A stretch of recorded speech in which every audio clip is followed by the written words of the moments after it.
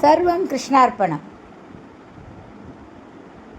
விஷ்ணு சகஸ்ரநாமத்தில் 49வது திருநாமம் அமரப்பிரபுவே நம.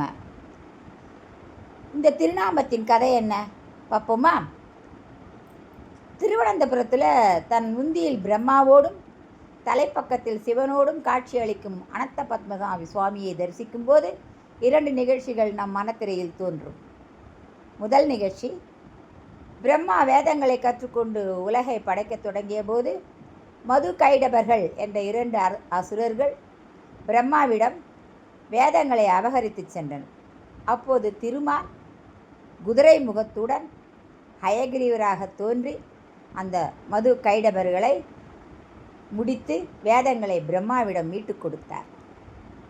இவ்வாறு பிரம்மாவுக்கு தான் அபயம் அளித்ததை உணர்த்துவதற்காக அனந்த பத்மநாப சுவாமி தன் இடத்திருக்கையில் தன் உந்தி தாமரையில் பிரம்மாவுக்கு அஞ்சேல் என்று செய்கை காட்டுகிறார்.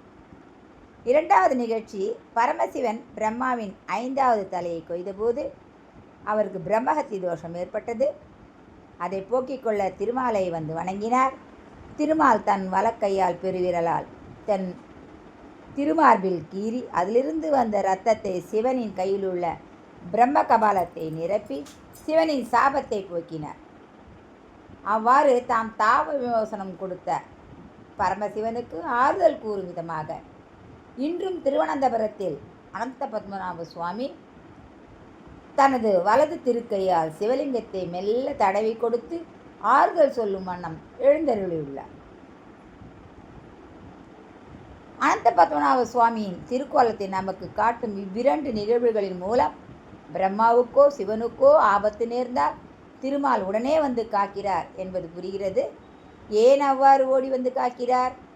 அனந்த பத்மநாப சுவாமி தன் உந்தி தாமரையில் பிரம்மாவை படைத்தார். பின் பிரம்மா சிவனை படைத்தார். எனவே பிரம்மாவும் சிவனும் திருமாலுக்கு முறையே மகனும் பேரனும் ஆவார்கள். ஒரு குடும்பத்தில் யாருக்காவது ஆபத்து நேர்ந்தால் அந்த குடும்பத்தின் மூத்த உறுப்பினர் ஓடி வந்து அவர்களை காப்பது முறைதானே. அதனால்தான் அவர்களுக்கு ஆபத்து நேர்ந்தால் திருமால் மூத்தவர் உடனே வந்து காக்கிறார். அது மட்டுமின்றி திருமாலே பிரம்மாவையும் சிவனையும் படைக்கும் கடவுளாகவும் அழிக்கும் கடவுளாகவும் நியமித்தார். பிரம்மா, சிவன், இந்திரன், வருணன், அக்னி போன்ற தேவர்களுக்கு அமரர்கள் என்று பெயர். நீண்ட நாள் ஆயுள் பெற்றவர்கள் என்பது பொருள். அந்த அமரர்கள் உருவாக்கி அவருக்குரிய பதவிகளில் அமர்த்தி அவர்களுக்கு துன்பம் வரும்போதெல்லாம் காக்கும் பிரபுவாக திருமால் விளங்குவதால் அவருக்கு அமரப்பிரபு என்ற திருநாமம். அதுவே விஷ்ணு சகஸ்ரநாமத்தின் 49வது திருநாமமாகும். நீண்ட ஆயுள் கொண்ட தேவர்களுக்கு கூட அவ்வப்போது சோர்வு ஏற்படுமாம். அதனால் தேவர்களை அயர் உறும் அமரர்கள் என்று சொல்வார்கள். ஆனால் வைகுந்தத்தில் இடையராது எம்பெருமானுக்கு தொண்டு செய்யும் நித்திய சூரிகளும் முக்தாத்மாக்களும் சோர்வடையாமல் கைங்கரியம் செய்வதால் அவர்கள் அயர் வரும் அமரர்கள் என்று அழைக்கப்படுகிறார்கள். தேவர்களுக்கு மட்டுமின்றி வைகுந்தத்தில் உள்ள எல்லோருக்கும் பிரபுவாக திருமால் விளங்குவதால் திருவாய்மொழியில் முதல் பாசுரத்தில் நம்மாழ்வார் அயர் வரும் அமரர்கள் அதிபதி எவனவன் என்று பாடினார். அயர் உறும் அமரர்களுக்கும் அயர் வரும் அமரர்களுக்கும் அதிபதியான அனந்த பத்மநாபரை தியானித்தபடி அமரப்பிரபுவே நம என தினமும் சொல்லி வந்தால் நமக்கு வாழ்வின் பல உதவிகளையும் பல பதவி உயர்வுகளையும் அளித்து அமரப்பிரபு காத்தருள்வார். நாளை மீண்டும் 50வது திருநாமத்தின் கதையுடன் உங்களை சந்திக்கிறேன். வணக்கம்.